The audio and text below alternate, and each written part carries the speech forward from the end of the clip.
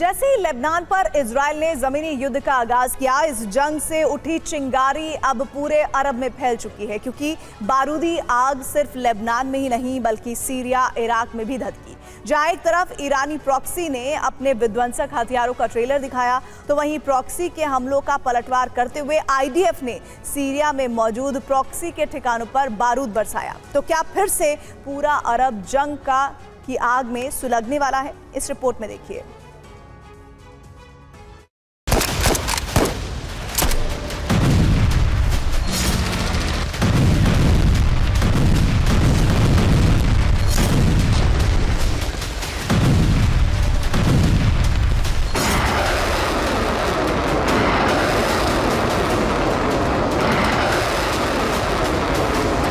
Lebanon में ground operation का आगाज कर इजराइल ने अरब में खलबली मचा दी।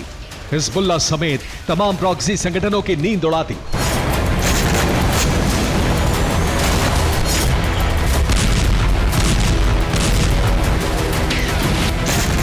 मगर इजराइल के इस विध्वंसक अटैक प्लान के जवाब में अब प्रॉक्सी संगठनों ने इजराइल के खिलाफ मोर्चा खोल दिया है।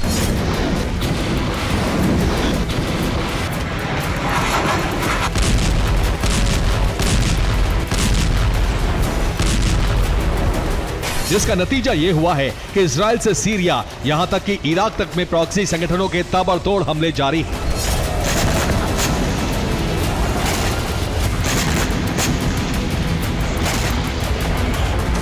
ड्रोन हमलों से भीषण प्रहार जारी हैं।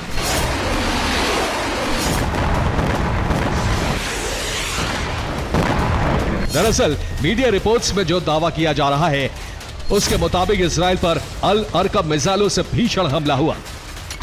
इस्लामिक रेजिस्टेंस ने इजराइल पर हमले की जिम्मेदारी ली। इसके अलावा हाइफा और इलात पर ड्रोन स्ट्राइक भी की गई।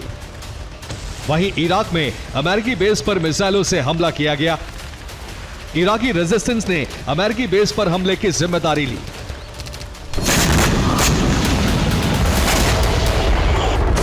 दरअसल गाजा के बाद जिस तरह इजराइल ने लेबनान के खिलाफ ग्राउंड ऑपरेशन का आगाज किया, जिस तरह हिजबुल्लाह को तबाह करने के लिए इजरायली सेना लेबनान में दाखिल हुई, उससे प्रॉक्सी संगठन भड़क गए।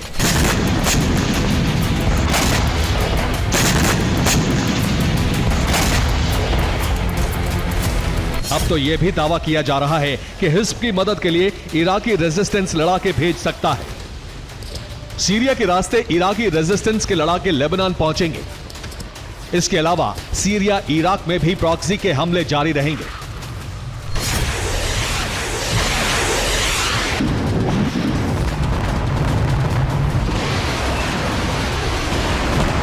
इराकी रेजिस्टेंस के इस ऐलान के साथ ही अरब में प्रॉक्सी वर्सेस इजराइल के बीच जंग की आशंका जताई जा रही है। इतना ही नहीं, दावा यह भी किया जा रहा है कि जल्दी ईरानी प्रॉक्सी कई फ्रंट से इजराइल को दहला सकते हैं।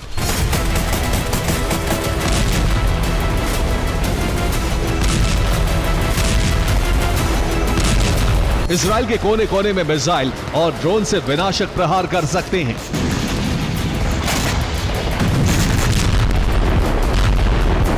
लेकिन इजरायली ब्रिगेड ने पहले ही प्रॉक्सी के प्लान को भांप लिया और लेबनान के साथ साथ सीरिया में ताबड़तोड़ स्ट्राइक शुरू कर दी।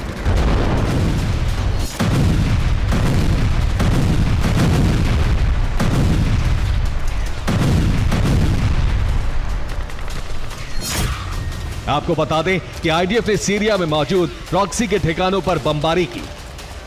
इजराइल के हमले में 3 लोगों की मौत हुई जबकि 10 घायल हुए। सीरियाई न्यूज एजेंसी की पत्रकार सफा अहमद की मौत हुई। हमले में सीरियाई राष्ट्रपति बशर अल असद का भाई भी मारा गया।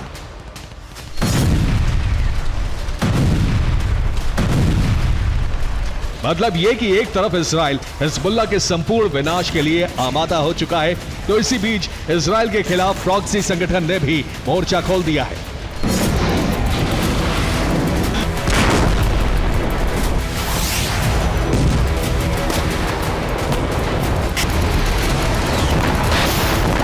ऐसे में यह देखना होगा कि चारों तरफ से घिरा इजराइल कैसे हिजबुल्लाह और प्रॉक्सी के बारूदी चक्रव्यूह को तोड़ता है।